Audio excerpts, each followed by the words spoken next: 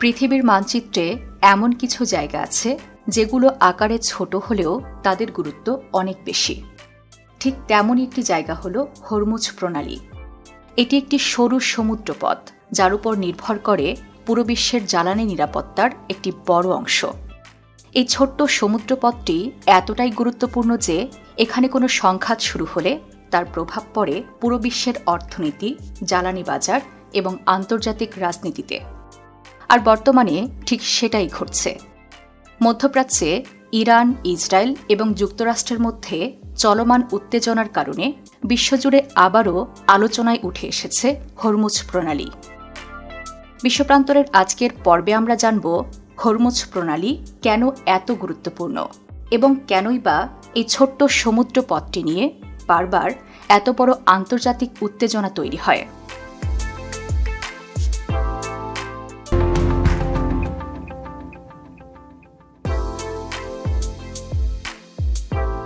Hormuz প্রণালী হল পারস্য উপসাগর ও ওমান উপসাগরের মাঝখানে অবস্থিত একটি সংকীর্ণ সমুদ্রপথ।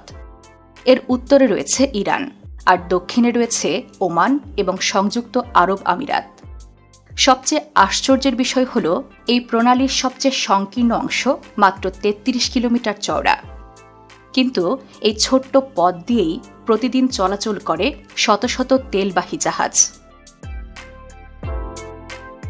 মধ্যপ্রাচ্যের অনেক দেশ যেমন সৌদি আরব, কুয়েত, ইরাক এবং কাতার তাদের উৎপাদিত তেল ও গ্যাস বিশ্ববাজারে পাঠাতে এই প্রণালীর উপর নির্ভর করে। বিশ্বের মোট তেলবাহী জাহাজের প্রায় ২০% এই পথ দিয়েই পরিবাহিত হয়। আর এই কারণেই অনেক বিশেষজ্ঞ একে বলেন বিশ্ব অর্থনীতির সবচেয়ে গুরুত্বপূর্ণ জ্বালানি করিডর। যদি কখনো এই পথ বন্ধ হয়ে যায় তাহলে বিশ্বজুড়ে তেলের সরবরাহ হঠাৎ কমে যেতে পারে এবং তেলের দাম দ্রুত বেড়ে যেতে পারে। বর্তমানে যুক্তরাষ্ট্র, ইসরায়েল ও ইরানের মধ্যকার সংঘাত এই জলপথের নিরাপত্তার বিষয়টি আবারও সামনে নিয়ে এসেছে। ইরান অতীতে হরমুজ প্রণালী বন্ধের হুমকি দিয়েছিল পশ্চিমা চাপের জবাবে, কিন্তু ২০২৬ সালে মধ্যপ্রাচ্যের নতুন করে আবারও উত্তেজনা তৈরি হয়েছে। ইসরায়েল এবং মার্কিন যুক্তরাষ্ট্রের সামরিক হামলার পর ইরান পাল্টা হুমকি দিয়ে হরমুজ প্রণালী বন্ধ করে দিয়েছে। দেশটি এই ঘোষণা দেওয়ার পর থেকেই বিশ্বের সবচেয়ে গুরুত্বপূর্ণ তেল পরিবহনের এই রুটটি কার্যত স্থবির হয়ে পড়েছে। এই পরিস্থিতির কারণে অনেক তেলবাহী জাহাজ এই পথে চলাচল বন্ধ করে দেয় এবং অনেক জাহাজ নিরাপদ দূরত্বে অপেক্ষা করতে থাকে। এমনকি বিশ্লেষকরা ধারণা করছেন এই পথ দিয়ে জাহাজ চলাচল প্রায় ৭০% পর্যন্ত কমে গেছে।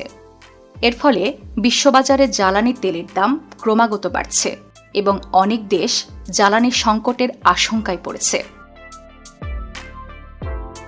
ইতোমধ্যে তেলের দামের আন্তর্জাতিক মানদণ্ড ব্রেন্ট ক্রুড ব্যারেল প্রতি $৭৯ ছাড়িয়ে গেছে।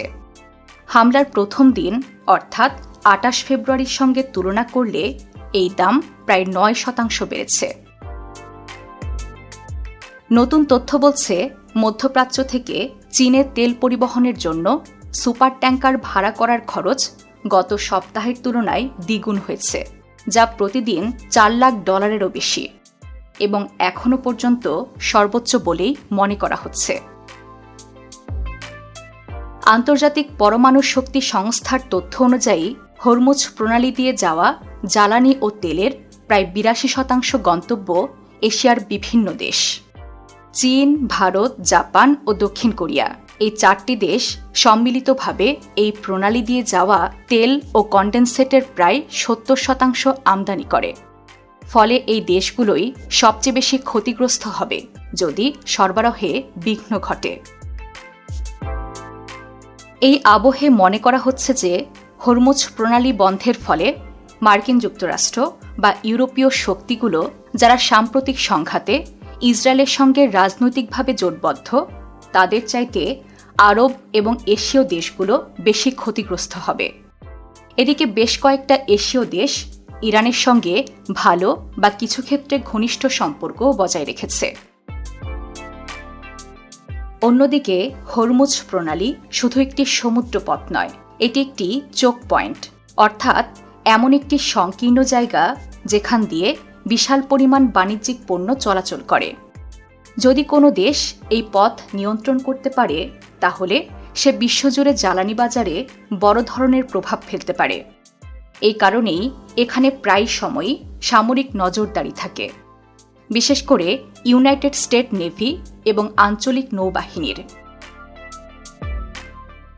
বিশ্বের অনেক দেশ এখন বিকল্প জ্বালানি পাইপলাইন এবং নতুন বাণিজ্য পথ তৈরির চেষ্টা করছে।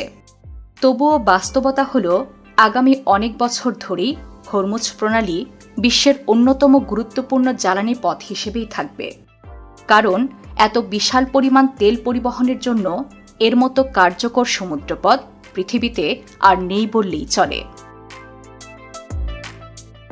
মাত্র কয়েক কিলোমিটার চওড়া একটি সমুদ্রপথ, কিন্তু তার প্রভাব পুরো পৃথিবী জুড়ে। হরমুজ প্রণালী শুধু একটি ভৌগোলিক স্থান নয়, এটি বিশ্ব রাজনীতি, জ্বালানি নিরাপত্তা এবং আন্তর্জাতিক অর্থনীতির এক গুরুত্বপূর্ণ কেন্দ্র। আর তাই বলা হয়, এই সংকীর্ণ পথটি শুধু জাহাজের পথ নয়, এটি বিশ্ব অর্থনীতির একটি প্রধান ধমনী। হরমুজ প্রণালী বন্ধের কারণে বাংলাদেশে এর প্রভাব কেমন পড়তে পারে বলে আপনি মনে করেন, তা জানিয়ে দিন কমেন্ট বক্সে।